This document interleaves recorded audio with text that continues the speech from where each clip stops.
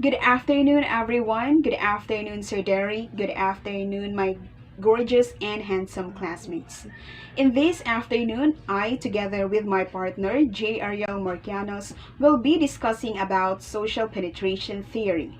Our main objectives for this afternoon and for this discussion is for you to know what social penetration is all about and for you to be able to explain the importance of social penetration theory in establishing and engaging relationship.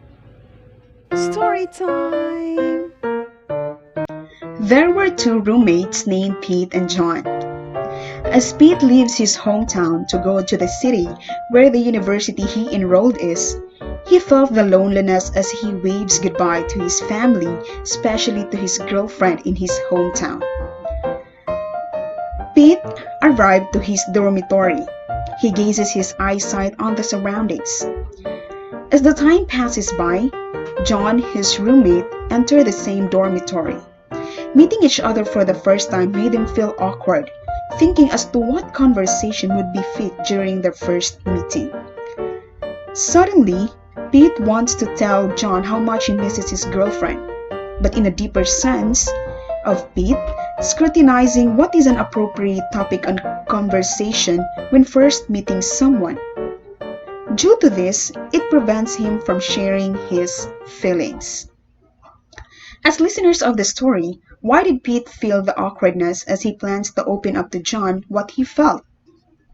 Everyone, listen carefully as we will discuss how social penetration theory has something to do with this scenario. To understand what social penetration theory is all about, let's first define these terminologies. Penetration is an action or process of making a way through into something. So perhaps you're thinking green thoughts, just disregard that. Another synonym word for penetration is to enter.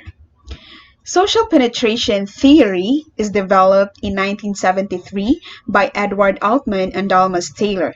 This theory seeks to explain why and how we begin to deepen relationship in the very first interaction with a person and how we further deepen our relationship through the idea of self-disclosure.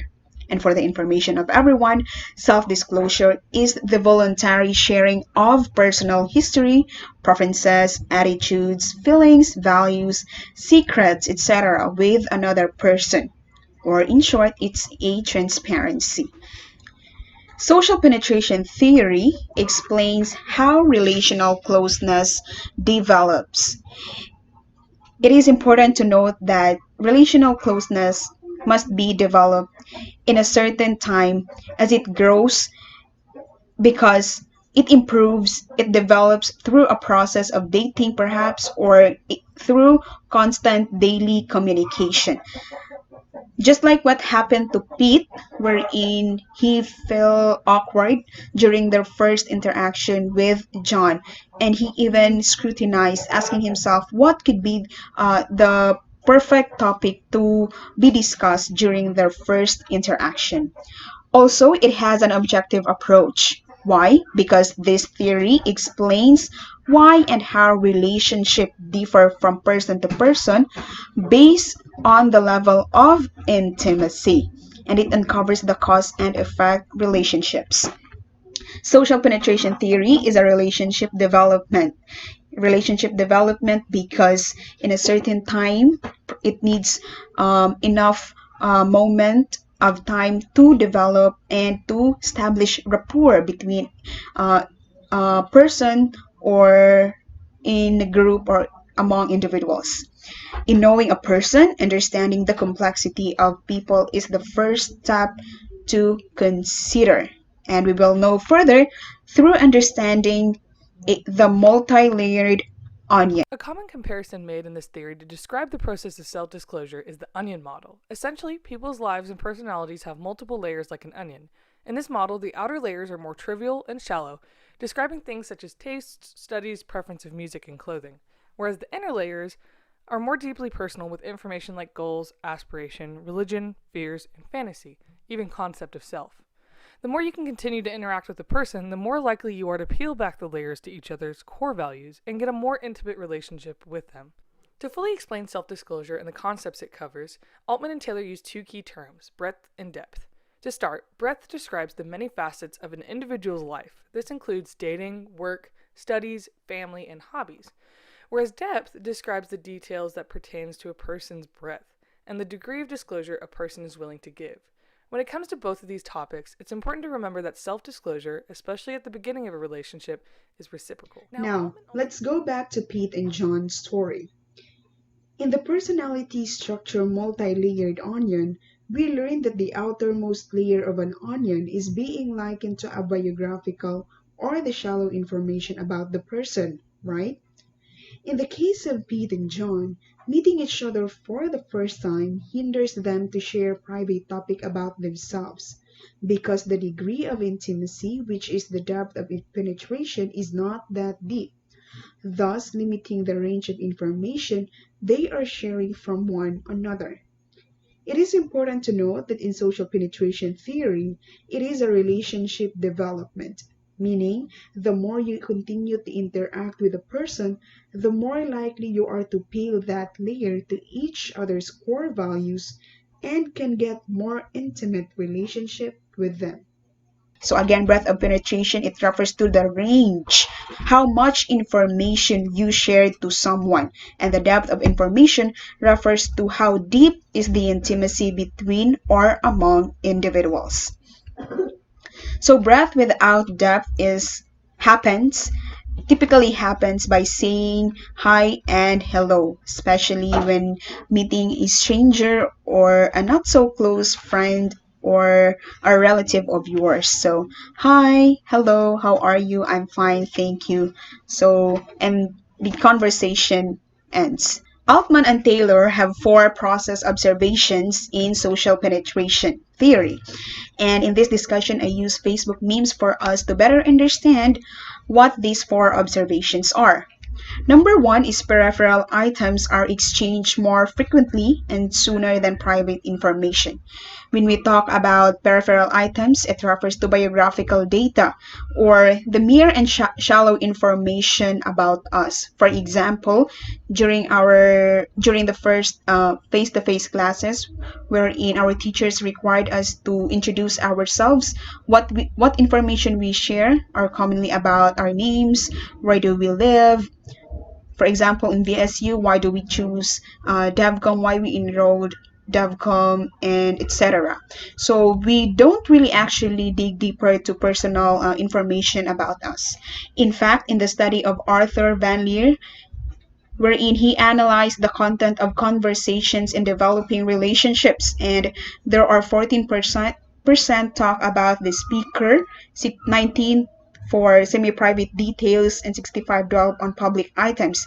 But as we noticed, there's only 2% who disclose intimate confidences, because again, opening up serious topic to strangers or people that we just met is not that easy. Again, it needs development, closeness, because relational closeness develops eventually. But it is important to be noted that further penetration will allow a person to go deeper feelings. As we know the person better, we know more about his or her personal information. Second one is the self-disclosure is reciprocal, especially in the early stages of relationship development. Acquaintances like Pete and John will reach roughly equal levels of openness but with no explanation. As they continue to hang out together as roommates, eventually they will become close and open for serious conversation. This give and take exchange sharing deeper levels of feeling with the other. And we also have the law of reciprocity. One person leads to openness in the other. So you tell me your dream and I'll tell you mine. And for our Facebook meme for this is I'm both a fast replier and never replies type of person. If you have a chatmate and if that person is your crush, for example, you reply quickly. Also, if it is your best friends, you respond automatically since the level of intimacy is there. In the case of Pete and John, eventually, as they continue to hang out and there is constant communication, they will become open to serious conversations. So it is important to note that how deep is your relationship to the other will be determined through reciprocating the conversations. Next is the penetration is rapid at the start but slows down quickly as the tightly wrapped inner layers are reached. So instant intimacy is a myth.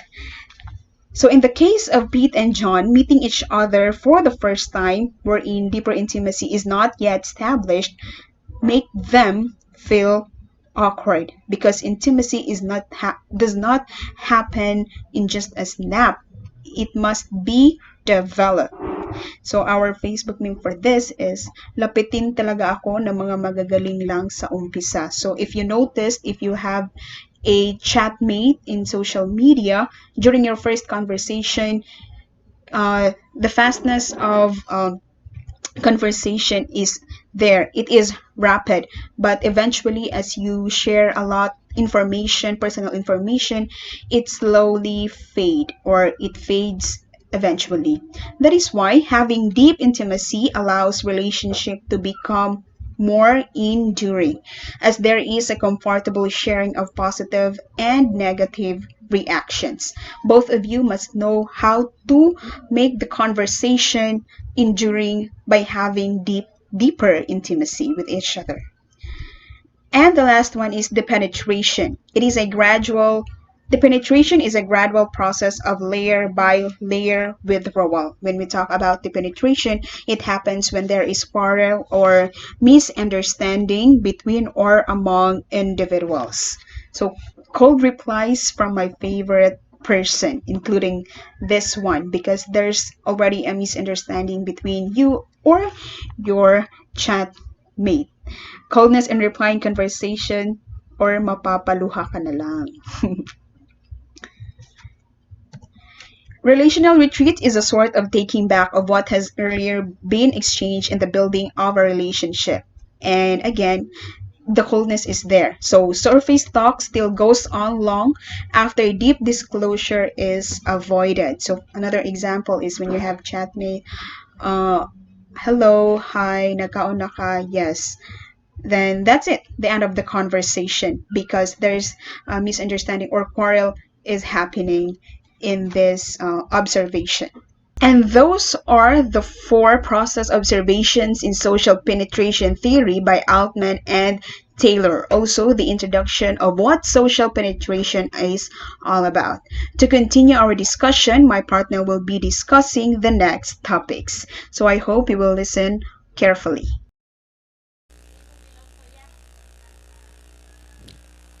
Hi everyone, my name is Jay, and today I will report the second part of the social penetration theories discussion, which is regulating closeness on the basis of rewards and costs.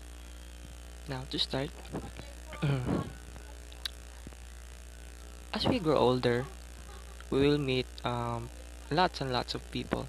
Some of them we will accept, and some just ignore. But how do we really regulate closeness? According to the social penetration theory, closeness depends on the cost-benefit analysis that each man performs in gauging a possibility of closer relationship. This theory suggests that before a relationship is built, there is a thought process that each man performs, which is the cost-benefit analysis, or the benefit minus the cost of greater vulnerability. Okay. Now, the result of that analysis will be the deciding factor whether social penetration goes through. Okay, for example, Irene and Joy met each other for the first time, and through the course of this meeting, both of them sees benefits. So, now, supposing that those benefits outweigh the cost of greater vulnerability, so social penetration will proceed. This idea of Altman and Taylor is actually stemmed from the social exchange theory by Thibault and Kelly. Now, social exchange pertains to the relationship behavior and status regulated by parties' evaluations of perceived rewards and costs of interaction. So, according to this, the way the relationship behaves or how we put label is being regulated by our evaluations of the expected or perceived benefits and cost of that interaction. The key concepts of social exchange are relational outcome, relational satisfaction, and relational stability. Now, Altman and Taylor spent most of their time working with this concept because they believe that the principles of social exchange theory um, accurately, accurately predict when will the person risk self-disclosure. The first key concept of social exchange is outcome. Now, outcome is the perceived rewards minus the costs of interpersonal interaction. So, perceived rewards minus the cost. So, before an actual interaction, we actually try to imagine how that interaction would go out, like what rewards we can get from that interaction. So, if the rewards is greater than the cost, we we will proceed with the interaction, and when the cost is greater than the perceived rewards, then the interaction will not take place. It's like when you want to befriend someone because you discover that you have the same hobbies like playing games or writing poems, and maybe you have the same preference in girls, which are plus or the positives. But you're also aware that your quirky attitude um, and your persistence may strike him off, which are the negatives. So if you factor all those pluses and minuses and the outcome will come up as net positive, then probably you'll do the first move. This is supported by the minimax principle of human behavior, which states that people seek to maximize their benefits and minimize their costs. As a human being, we want to avoid pain and avoid failure. So this is where the point of outcome really starts to sink in. The second key concept of social exchange is comparison level. This is the threshold above which an interpersonal outcome seems attractive, a standard for relational satisfaction. So these are the outcomes that we find attractive or we set as the standard for satisfaction. As we meet a lot of people, we experience different outcomes and results of those interactions. Now, the the outcome that makes us feel happy or satisfied is our comparison level. Supposing that satisfying outcomes are present, each factors will eventually serve as the benchmark for comparison level. The movie 50 First Dates is a great example of this concept. Now, Henry meets a girl named Lucy. Lucy, however, has short-term memory, so each of their interactions day by day are similar, providing the same outcome and the same factors. Each day is similar to when they first met. Henry is happy with each outcome, making it his comparison level. Now, the third key concept of social exchange is comparison level of alternatives or gauging relational stability. This is the best outcome available in other relationships, a standard for relational stability. Like finding a better partner because you're in an abusive relationship or finding a new dormmate. But the comparison level of alternatives doesn't really cohere with the comparison level because others choose to unhappily stay in a relationship because they can't find better alternatives. Now, relative values of outcome, comparison level and comparison level of alternatives goes a long way in regulating closeness. Its optimum situation is when the outcome is greater than the comparison level of alternatives and the CL alt is greater than the comparison level. It is when you find a person that if you're gonna be friends with him, that relationship will be more satisfying then uh, uh, um, it will be stable because he is the best option or he provides the best outcome. Then since there are other options, you won't feel trapped because you can just scope off whenever you feel the relationship is going south. Now, thus social penetration theory uh, adhere ethics. Well, there were two faults that were found in this theory, which is ethical egoism and territoriality. Ethical egoism because the theory tends to um, focus on one's pleasure and minimizing the pain. According to the onion model, lasting intimacy requires continual and mutual vulnerability through breadth and depth of self-disclosure. So, um, it indicates that openness is the predominant quality for relationship development. But later on, this was opposed by Altman using the dialectic method, which assumes that human social relationships are characterized by openness or contact and closeness or separateness between participants. So, onion model, openness predominant. Dialectic model, openness and closeness, so openness and privacy.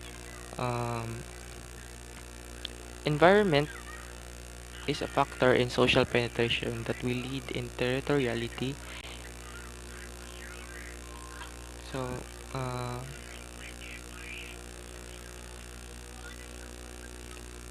territoriality is the human and animalistic tendency to claim a physical location or object as our own. Now, for the critic for social penetration theory. Now, social penetration theory is an established and familiar explanation of how closeness develops in ongoing relationships. Multi-layered onion is a helpful model to understand the growing intimacy. Despite the social penetration theory having great ideas, there are still critics that oppose these ideas, such as one critic who said that the onion model of social penetration theory posits fixed boundaries that become increasingly thin as one penetrates towards the inner core of personality.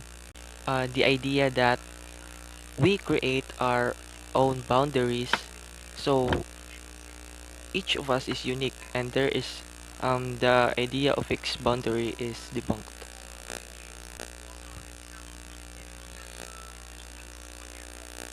Okay? Thank you for listening. For our activity, you will be given 3 minutes to answer these questions, and after the 3 minutes, we will be choosing at least two persons from the class to share their answers. And here are the questions. In meeting a person for the first time, how do you start up your conversation? Do you feel comfortable in talking to him or her? What do you usually share about yourself in talking to them? Who is or are the person or the persons you tell your secrets with, or at least know the real you? How do you choose friends? Do you use the cost benefit analysis? After answering these questions, we will be randomly picking at least two students from the class to share their answers with us. And also, we will be entertaining questions right after this video presentation and our activity. So I hope you will be participating.